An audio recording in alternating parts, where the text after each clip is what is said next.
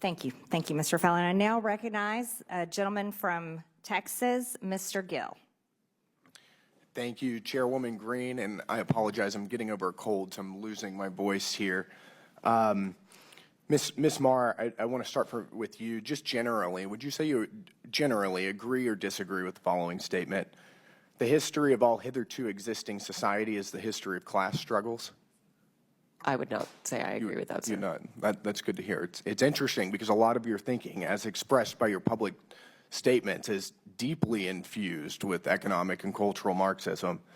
Do you believe that America is addicted to white supremacy? I believe that I tweeted that, and as I've said earlier, I believe much of my thinking has evolved over the last half-decade. It has evolved. Why did you tweet that? I don't recall the exact context, sir, so I wouldn't be able to say. Okay. Do you believe that America believes in black plunder and white democracy? I don't believe that, sir. You tweeted that in reference to a book you were reading at the time, apparently, The Case for Reparations. I don't think I've ever read that book, sir. You tweeted about it. You said you took a day off to fully read The Case for Reparations. You put that on Twitter in January of 2020. Apologies, I don't recall that I did. Okay. I'd no doubt that your tweet there is correct, but I don't recall that. Okay. Do you believe that white people inherently feel superior to other races? I do not. You don't? You tweeted something to that effect. You said, I grew up feeling superior. Ha, how white of me. Why did you tweet that? I think I was probably reflecting on what it was to grow up in an environment where I had lots of advantages. It sounds like you're saying that white people feel superior. I don't believe that anybody feels that way, sir. I was just reflecting on my own experiences. Do you think that white people should pay reparations? I've never said that, sir. Yes, you did. You said it in January of 2020. You tweeted, yes, the North, yes, all of us, yes, America, yes, our original collective sin and unpaid debt, yes, reparations, yes, on this day. I don't believe that was a reference to fiscal reparations, sir. What kind of reparations was it a reference to?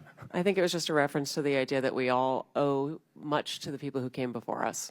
That's a bizarre way to frame what you tweeted.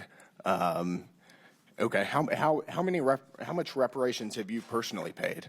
Sir, I don't believe that I've ever paid reparations. Okay, it's just for everybody else. I'm not asking anyone to pay reparations. Seems to be what you're suggesting. Do you believe that looting is morally wrong? I believe that looting is illegal, and I refer to it as counterproductive. I think it should be prosecuted. Do you believe it's morally wrong, though? Of course. Of course. Then why did you refer to it as counterproductive? It's a very different way to describe it. It is both morally wrong and counterproductive, as well as being illegal. You tweeted, it's hard to be mad about protests in reference to the BLM protests, not prioritizing the private property of a system of oppression. You didn't condemn the looting. You said that it was counterproductive. NPR also promoted a book called In Defense of Looting. Do you think that that's an appropriate use of taxpayer dollars? I'm unfamiliar with that book, sir, and I don't believe that was at my time at NPR. You tweeted that you read that book, but...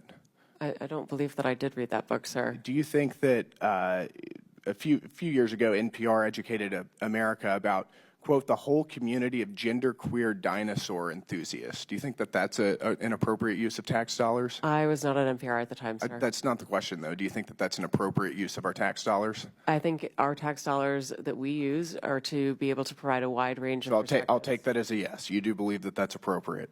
Your health advisor at NPR also stated in an interview that, quote, fear of fatness is more harmful than actual fat.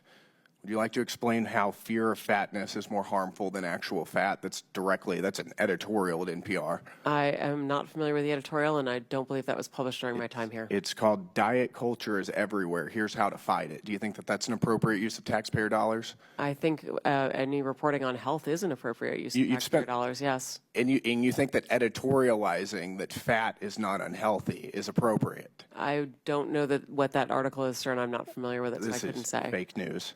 Do you think that basic accommodations like doorways or seat belts represent, quote, latent fat phobia? I don't have an opinion. That's also from NPR. Do you think civility is racist? No, sir. No. Well, your outlet ran an article entitled, quote, when civility is used as a cudgel against people of color. That was on All Things Considered. Would you like to explain? I I'm not on the editorial side, so I'm not familiar with that story. You talk about how NPR is news. This is editorialization, and I'll read it. For many people of color in the United States, civility isn't so much social lubricant as it is a vehicle for containing them, preventing social mobility, and preserving the status quo. This is garbage. I'll spend all of my time doing everything I can to ensure you guys never get another dollar of taxpayer funding. This is complete garbage. Thank you, Madam Chair. Thank you, Mr. Gill. I now recognize